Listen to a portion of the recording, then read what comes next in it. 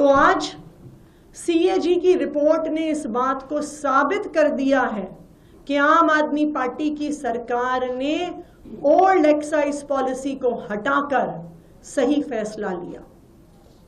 CAG report बताती है कि जो नई एक्साइज पॉलिसी थी,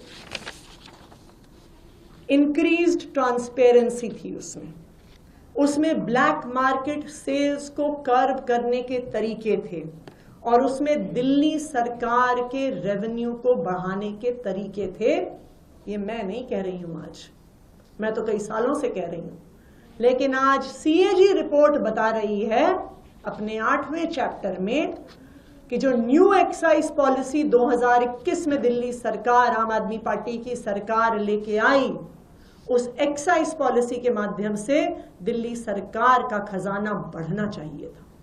उस पॉलिसी में ट्रांसपेरेंसी थी, उस पॉलिसी में स्मगलिंग रोकने के तरीके थे, उस पॉलिसी में ब्लैक मार्केटिंग रोकने के तरीके थे। और जैसा हमने देखा, यही पॉलिसी पंजाब में इंप्लीमेंट हुई। और जब पंजाब में 2022 में ये पॉलिसी इंप्लीमेंट हुई तो हम देख सकते हैं 2021-22 में पंजाब का एक्साइज रेवेन्यू 6,158 करोड़ था, जो नई एक्साइज पॉलिसी के आने से मात्र एक साल में बढ़कर 8,841 करोड़ पर पहुंच गया। और 2024-25 में अब फाइनेंशियल ईयर खत्म होने वाला है, प्रोजेक्टेड एक्साइज रेवेन्यू 10,146 करोड़ है।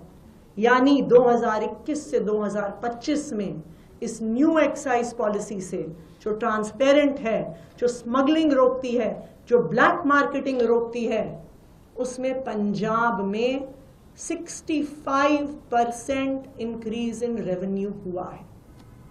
सीएजी रिपोर्ट ये भी बताती है कि अगर ये पॉलिसी दिल्ली में ठीक तरीके से इंप्लीमेंट होती तो दिल्ली की एक्साइज रेवेन्यू 4,108 करोड़ से बढ़कर 8,911 करोड़ तक पहुंच जाता,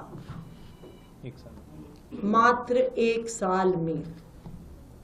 तो अब जो सवाल दिल्ली वालों के सामने है, अब जो सवाल देश के सामने है कि एक खराब पॉलिसी हटाकर एक अच्छी पॉलिसी लाई गई, एक ट्रांसपेरेंट पॉलिसी लाई गई, लेकिन उस पॉलिसी का ठीक से इंप्लीमेंटेशन नहीं हुआ तो वो 8,900 करोड़ तक सरकार का खजाना नहीं पहुंच पाया, 2,000 करोड़ कम रह गया।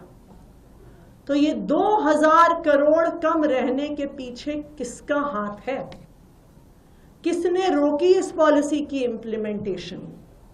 किसने ये 2,000 करोड़ का सरकारी खजाना बढ़ने से रोका? इस सीएजी रिपोर्ट के आधार पर उस पर इन्वेस्टिगेशन होना जरूरी है और मैं उम्मीद करती हूं कि उस पर इन्वेस्टिगेशन होगा, क्योंकि ये इंप्लीमेंटेशन रोकने के पीछे 3 लोग जिम्मेदार हैं। सबसे पहले भारतीय जनता पार्टी के लेफ्टिनेंट गवर्नर, सबसे पहले कसूरवार, जिन्होंने न्यू एक्साइज पॉलिसी इंप्लीमेंट नहीं होने दी, बीच में रोड़े अटकाए, उस पॉलिसी को जमीनी स्तर पर नहीं उतरने दिया।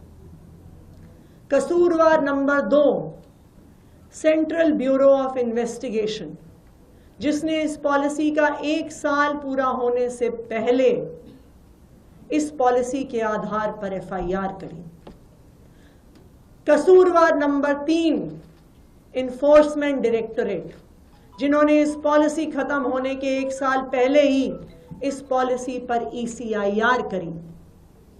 एलजी साहब की रोक टोक के बाद, सीबीआई की एफआईआर के बाद, ईडी की ईसीआईआर के बाद किसी भी अफसर की हिम्मत नहीं थी कि इस पॉलिसी पे फिर से साइन कर दें, और वो पॉलिसी जो 8,900 करोड़ रुपए प्रतिवर्ष ला सकती थी। न्यूज नेशन अब व्हाट्सएप पर खबरों की ताजा अपडेट के लिए न्यूज नेशन के इस क्यूआर कोड को स्कैन करें